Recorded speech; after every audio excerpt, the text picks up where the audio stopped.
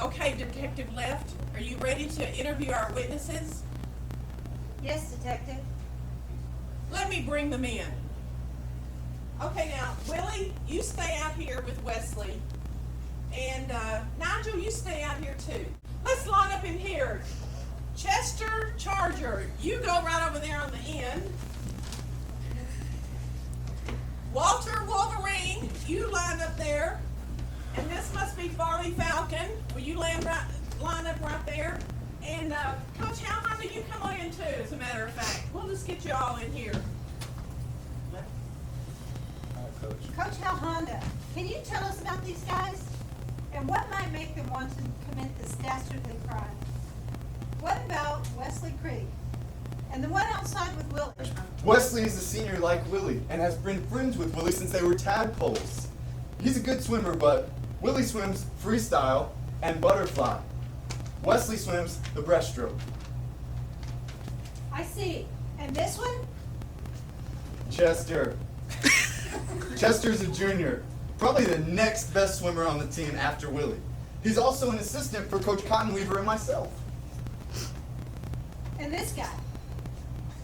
Farley Falcon. He's a freshman, a great team player. The older guys call him the team's mascot. He's not such a great swimmer, but we see potential in this youngster. His favorite event is the butterfly. His personal best was when he came in 5th.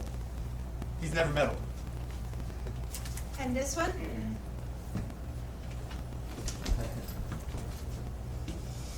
What can I say? He transferred here from Friendswood. He's friendly enough, been staying with Farley and Farley's family. Farley even talked Walter into joining the team. Well, let's think about the evidence. First of all, we have these footprints on the floor. We have used, as our professional detectives, mathematical proportions to determine that these prints were made by a shoe that is size 7. Yet when we checked it out, only Coach Cottonweaver wore a size 7 shoe. And so we realized after talking with her that she left those prints there when she came here to talk to Coach Internet about Willie's eligibility to swim in the next meet. And it had rained that morning, so she stepped in some mud. So let's look at some other evidence. Okay. Well, let's take a look at these fibers we found in the door. We sent those to the lab, and we know more about them now. These fibers were maroon nylon. Farley, open your bag.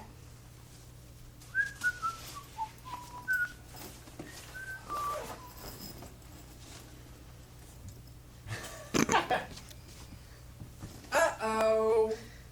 That must be where the maroon fibers came from. I have one of those. All the guys on the swim team have one. Oh, well, there's a problem with our thoughts then. Well, wait a minute though. We've dusted for fingerprints. Let's look here. When we've dusted for fingerprints and sent them back to the lab, some were Willie's for sure.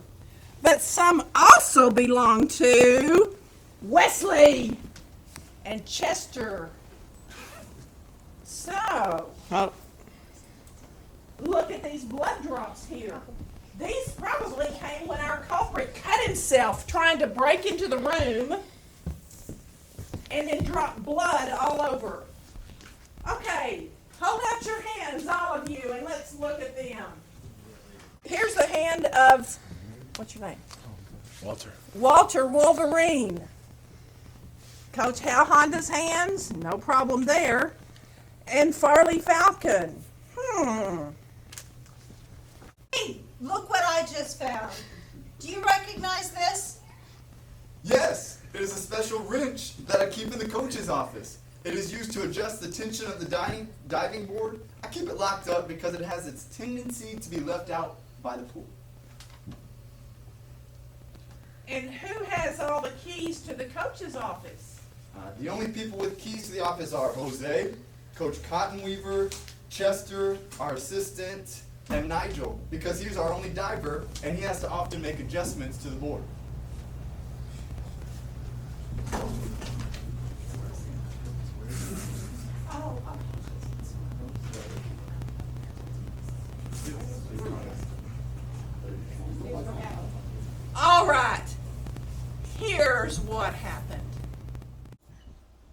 It was Chester Charger.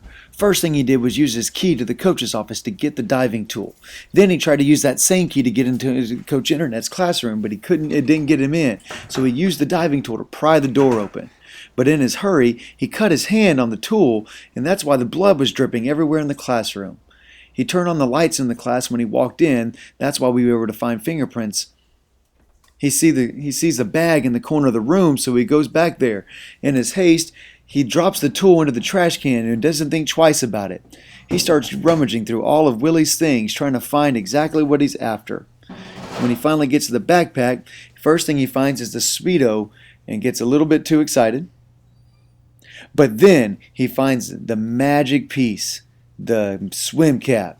He runs out the door, but his Speedo gets caught on the door on the way out, leaving the threads on it, and he leaves fingerprints on the door.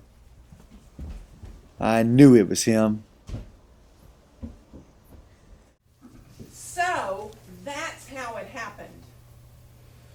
Okay, I did it. I just wanted to beat Willie just one time. I knew he relied on that lucky cap, and I thought if I took it, I could beat him for sure. I'm really sorry, guys. I hope you've learned something here, son. I really have. It will never happen again. Chester, you're off the team for the rest of the year. And I'm pretty sure you're looking at a 3-day suspension. Maybe you can try out again next year if you don't get into any more trouble. Probably will. Everybody out. Y'all too, out. Wasn't me!